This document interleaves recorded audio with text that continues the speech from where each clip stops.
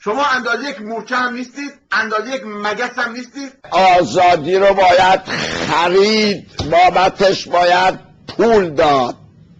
آخرین راه حل ممکن در جلو شما گذاشته شده. آخرین راه حل ممکن حرفه‌ای. اونایی که مخالف این حرکت‌های ما هستن که یه دسته کوچیکشون به دلیل پولیست که از جمهوری اسلامی میگیرن، شاغل مال همیناییست که الان توشن. اون که الان معاون وزارت جنگه باز هم معاون وزارت جنگ میمونه. اونم که کارمند عالی رتبه مالیات سر جاش میمونه. تخم مرغ تو با آتیشش میکشی، اون دیگه مجبور خودش جلو تو خودش رو لخ کنه چون داره آتیش میگیره. این یعنی مقابله.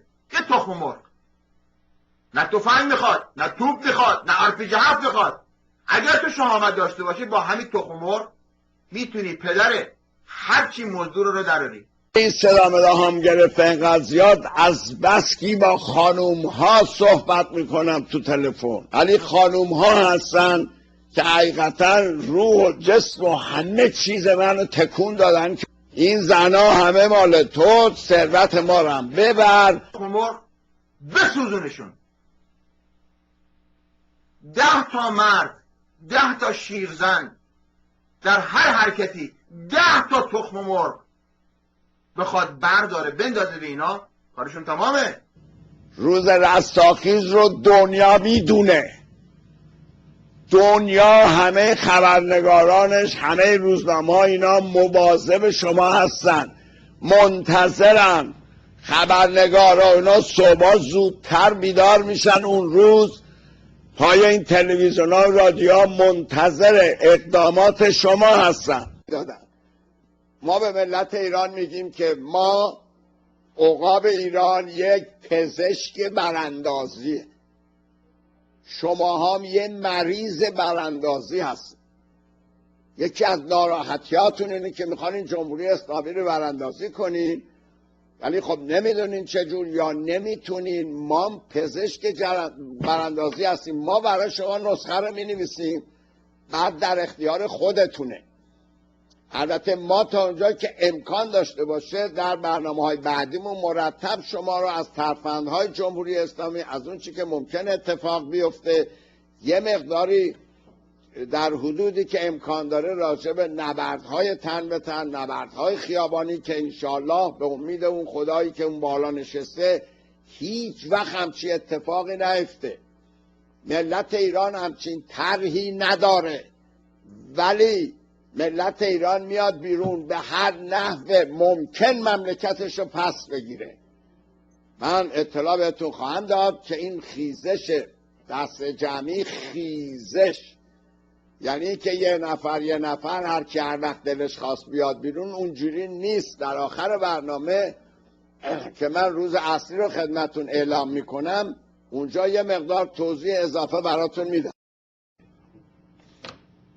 طرح روز رستاخیز از طرف سازمان نظامی عقاب ایران روی میز مبارزه قرار گرفته و متعلق به تمام ایرانیان هست که صمیمانه، تمام ایرانیانی که صمیمانه معتقدند باید جمهوری اسلامی از مسند خلافت برداشته بشه، مال همه است. این رو به عنوان طرح خودتون قبول بکنید و در این راه با عقاب ایران همکاری بکنید.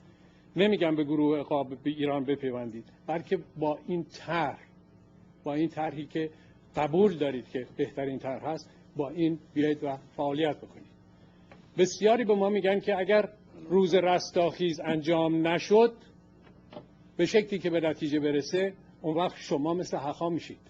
من اینجا میخوام بگم خدمت تمام هموطنان، این رو به طور وضوح میخوام بگم که اگر روز رستاخیز به نتیجه نرسید، اگه نشد چی شد؟ تقصیر توه. اگه نشد چی شد؟ همش تقصیر توی که اونجا نشستی، تقصیر اون تیمسار اقصا و من و دکتر زمانیان و این دوستایی که داریم اینجا رو میگردونیم. حتی گذشته من نمیدونم، اینو باید مردم ایران بدونن. ما خانوم ها رو داریم و آقایون رو داریم، همین دوتا جنس رو داریم، جنس سومی که نداریم. دوستان عزیزان، به شرف سربازیم قسم میخورم، اصلا من نمیدونم، مثل این که خانوم ها ایرانی هن و مردها ایرانی نیستن. البته تعداد دوستان مرد هم هستن که اظهار علاقه و سنگینی میکنن. در هفته گذشته تعدادی از دوستا از من میخواستن که من اعلامو نکنم، که حالا یه خورده جواب دادم، یکی من جواب میدم خدمتتون.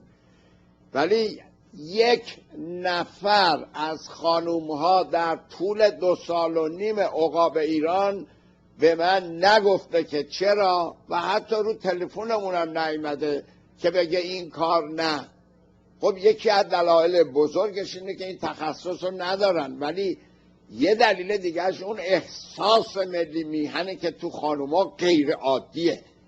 تمام پشتوانه ما سنگین 70% به جوانان و خانوم ها هست که این کار رو خواهند کرد حتما.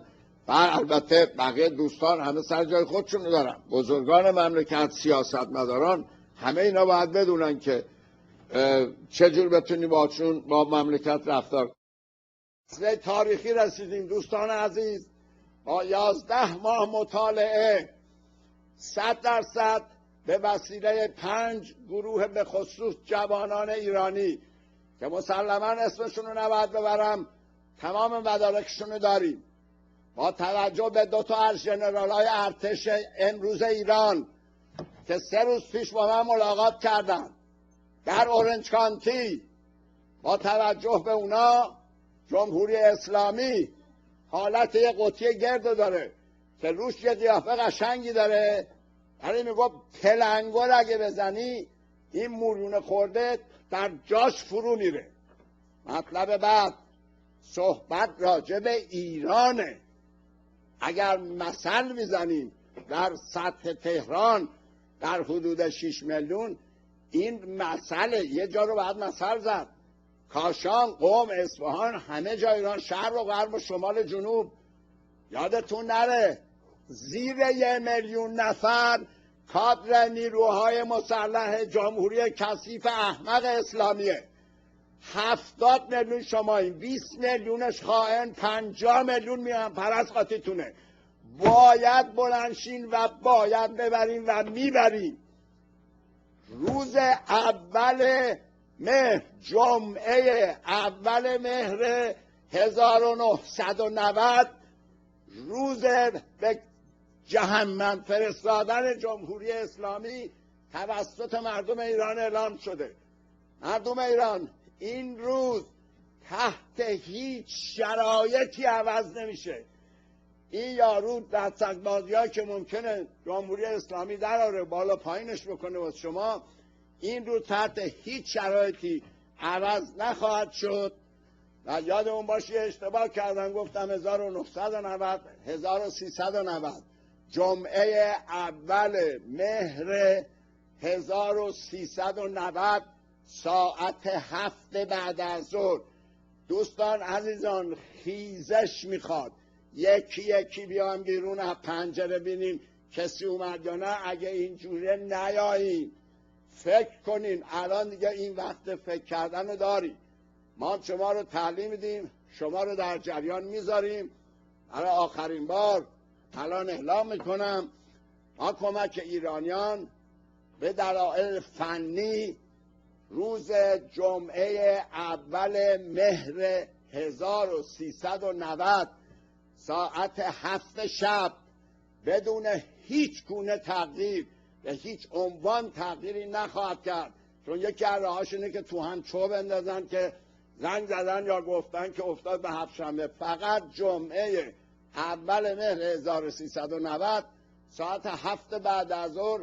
اگر خیزشی نباشه جوابتون مثل این یارو قذافی میشه.